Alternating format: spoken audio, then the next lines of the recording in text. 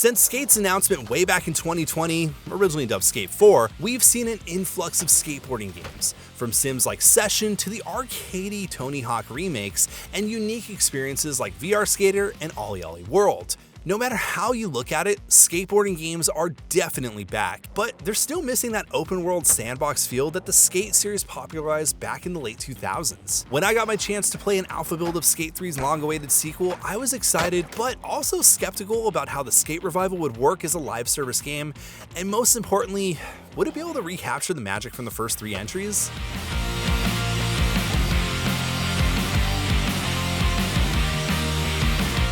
Within minutes of my nearly 6 hours with Skate, and after a few moments of me spectacularly ragdolling around San Amsterdam,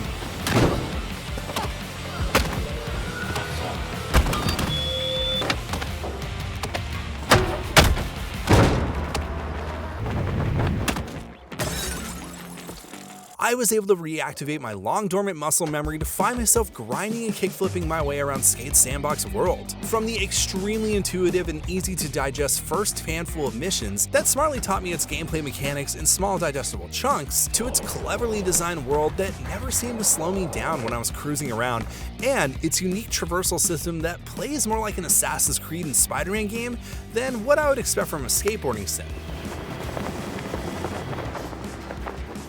It's obvious that developer Full Circle took an if it ain't broke, don't fix it approach to this and made sure that Skate is a game that can be played and, more importantly, understood quickly.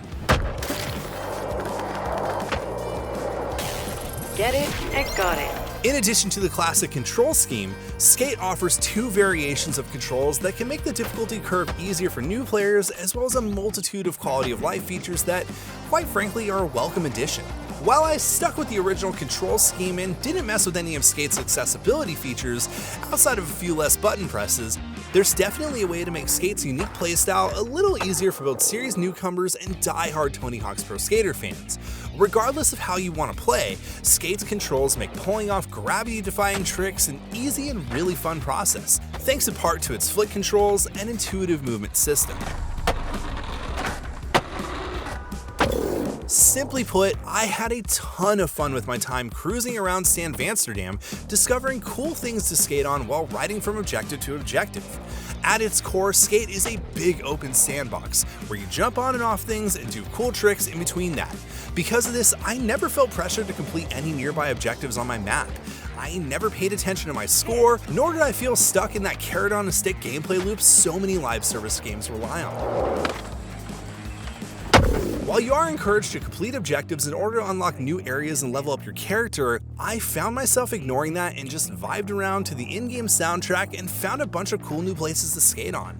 Thankfully, discovering these spots is extremely simple thanks to the ability to hop off your board and parkour around the map. I was able to easily scale buildings with Skate's easy-to-use climbing controls and drop markers wherever I needed to spawn back to, which happened whenever I tried something stupid, like attempting to heel flip off a skyscraper onto a park bench or this tree.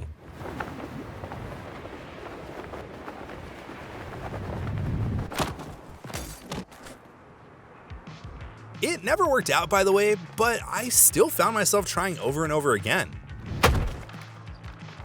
That being said, there are a hefty amount of objectives and main quests to complete that range from following a pre-made line to getting a high score, and even one where I had to skydive off a building onto a nearby bridge. Tonally, Skate looks and feels a bit different than the direction the original trilogy had. While I am definitely nostalgic for the pseudo-realistic look of the originals, the world in Skate seems to be a bit more exaggerated and saturated. Early on in my session, I had to complete a mission where I had to jump off a building into a dumpster. The in-game narrator explained that nobody in that world feels pain when falling because a tech startup called Impervatech figured out how to make people invincible. When asked to further elaborate, I was told not to worry because it's science and the topic was never mentioned again. Don't ask how. It's science. Yeah, I know, that's pretty dumb, but okay, whatever lets me keep skating, I guess. Holy cow, that was close.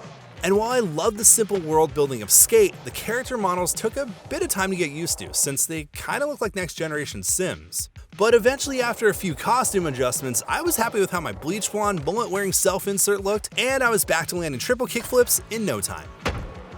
If you weren't already aware, Skate is a free-to-play live service game, and while this is a major departure from previous titles, its heavy focus on multiplayer gameplay really makes this version of Skate seem like it could be a game I can return to long after its release. The developers on site told me that there could be well over 100 players on the map at once, and while proximity chat was not featured in my demo or in the game, I never felt like I needed to speak out loud to anyone whenever I ran into another skater. Seeing other people casually mess around in Skate's sandbox world is a unique experience that very few live service games seem to get right, and with its numerous customization features and evolving world, I'm pretty optimistic about the world feeling alive once it's released, and I can absolutely see a map full of people hanging out and skating. Finally, there is a level progression system where you can earn in-game cosmetics, one of which is that same pair of Vans a lot of us have been wearing for the past 20-something years. I'm wearing them right now as I record this. Notable decks from major skate brands, emotes, and a ton of cool and weird clothes to put on my custom character. As expected, there's also an in-game store full of cosmetic items and costumes, but it never felt like I needed to buy anything and was reassured that there are no pay-to-win microtransactions in Skate. While this is only from pre-alpha gameplay and that can all change, I didn't seem to find any of the typical trappings from other free-to-play live service offerings. So yeah, let's hope it stays that way.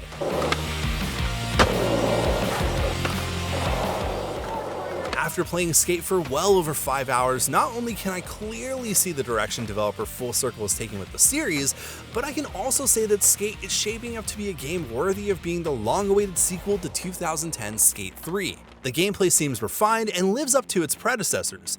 The world is big and fun to explore, and the overall sandbox's do what you want vibe is really making me look forward to diving back into Skate, and hopefully add it to my rotation of games I can pick up and relax to after a long day.